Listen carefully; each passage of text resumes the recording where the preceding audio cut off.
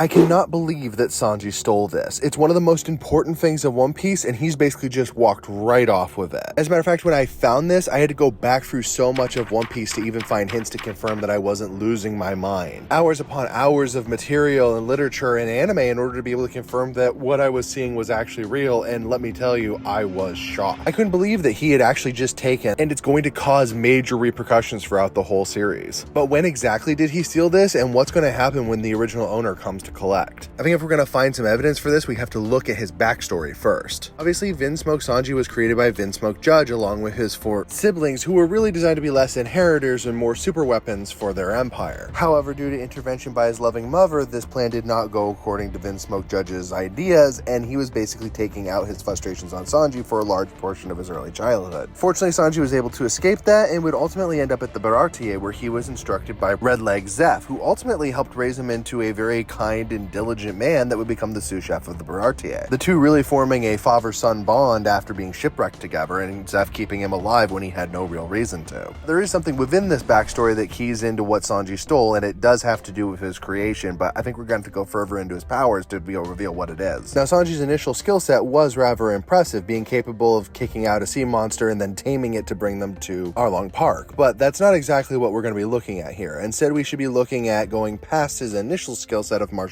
arts, and even blowing past some of his developed abilities in Alabasta, going instead to Enies Lobby. As when we reach Enies Lobby, we hit at one of the first real hints of what's happened, as this was the first time that Sanji displays his Diable Jambe, the ability to spin and move so fast that his legs literally light on fire. While this is definitely an impressive ability, the full meaning behind it isn't revealed until much later in the series, with only the power behind it being of significant notion at this point in time. It wouldn't fundamentally be until the time skip, though, that we would get another look at a power, and honestly, it's another big hint as well, and that is the fact that he uses observation haki. Now, many characters do awaken observation haki and do it by accident much of the time. Luffy and Zoro have done so as well, but in this case, when Sanji cultivated the type of haki that really fit him, it was observation. Which is interesting, as observation is especially cultivated by those who are intelligent, kind, and sensitive. This feels like it could be another important hint for a character who was supposed to be very observant. But the final reveal in this listing of his powers is arguably the most important, the reveal of his actual augmented nature. Remember that for a long point in this series, we didn't actually know that Sanji was basically a cyborg, or the next transition thereof. We had just assumed he was like Zoro and Luffy, for the most part regular people, and had worked to gain such proficiency and powers. However, it is revealed both in Whole Cake Island and Wano just how much his enhancements are important. He does not unlock the full potential of his enhancements until Wano, and we don't really know anything about them until Whole Cake. It's important to note that when he fights Queen solo, Queen deliberately says to Sanji that normal people cannot light their legs on fire. That is not an ability that a normal person should have. In this very nature, the idea of being a weapon or tool that was created by somebody else with grand plans of taking over things, that feels significant, especially with how strong it made Sanji. However, the greatest hints of what Sanji stole might very well lie within his role as the wing of the Pirate King. See, it's kind of funny that if you read or watch One Piece up to about, 400 or so chapters, perhaps a little longer, you'd have no idea that the wings of the Pirate King even existed, because they don't. There's no real reference to any power structure like that up until the Thriller Bark arc, when Nami begins to remark on how strong Zoro, Sanji, and Luffy are. Now, this almost seems to fly in contrast to the original premise of the Straw Hats, which is that each one would have a very deliberate strength, and usually some kind of weakness that would be overcome by another member. The emergence of a monster trio is in and of itself weird. However, we can take this a step further because of what the monster trio really is supposed to represent. Monster trio is really supposed to be a trinity, as it were, a uniting of 3 different concepts, that being really, in my opinion, heart, strength, and mind. All of these were supposed to function within the premise of, a frontline battle unit, essentially. The 3 characters that really lead the Straw Hats and keep them out of danger within the majority of situations. And while I do believe that is the intention, that's not actually what the current monster trio does. Because not only do they not necessarily fulfill this role in its exact intent, they also don't fulfill the other side of it, which is that instead you would normally have a close range character, a mid-range character, and a long range characters. And it's not like those characters would be solely contained to their range difference, but it feels weird because Zoro is a frontliner, Luffy is a mid-range fighter, and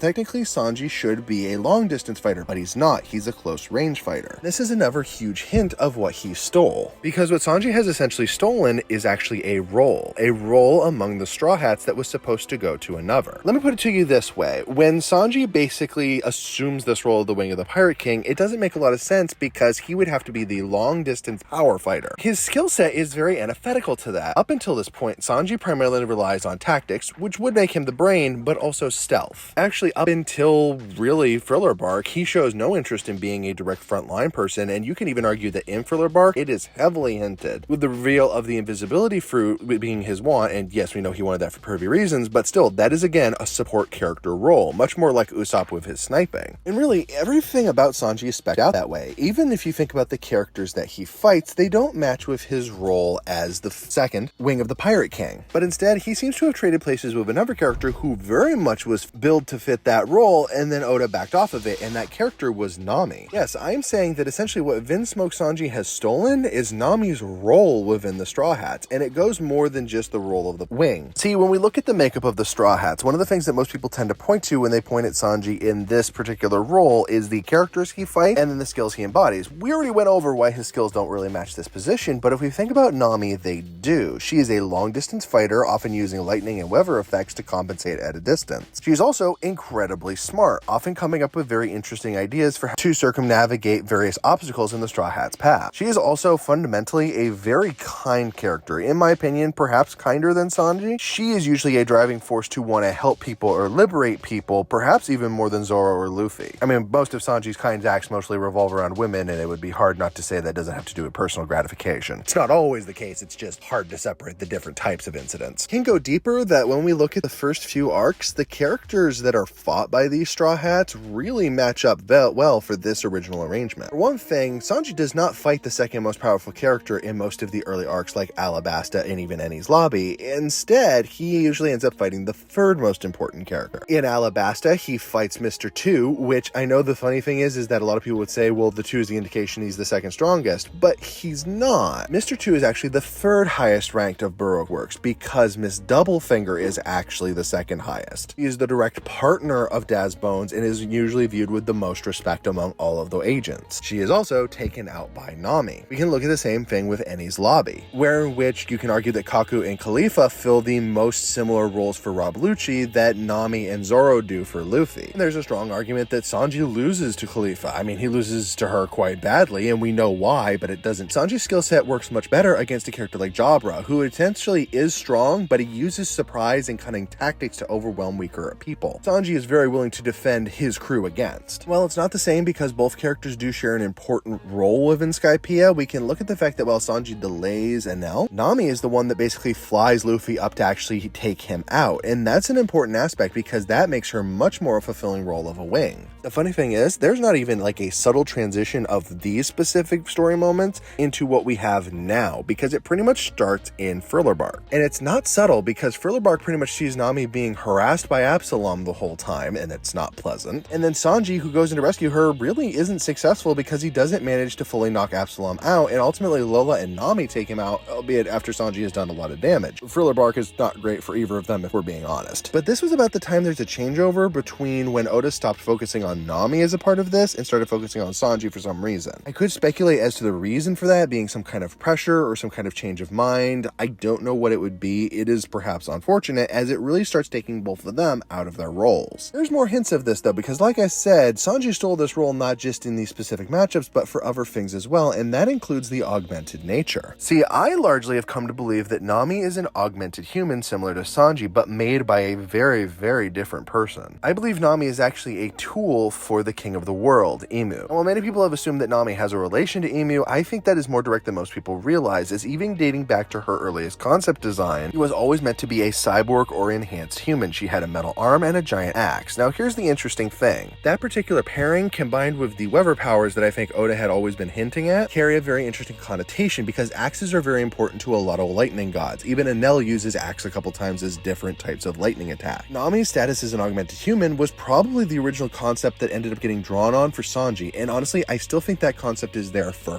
her. This relation to her being a weapon or tool that was created and then ultimately either abandoned or lost by the World King is pretty much a significant aspect here that I do think will tie around by the end of the series, but it's interesting how this has shifted. There's so much pressure on Sanji, who a character that, in my opinion, I don't think was originally meant to have this, and shifting a lot of the balance of the series in the process. Now, if you like the video, subscribe to the channel and give it a like because we're going to be talking about this and a lot of other things with more One Piece fans as we go forward.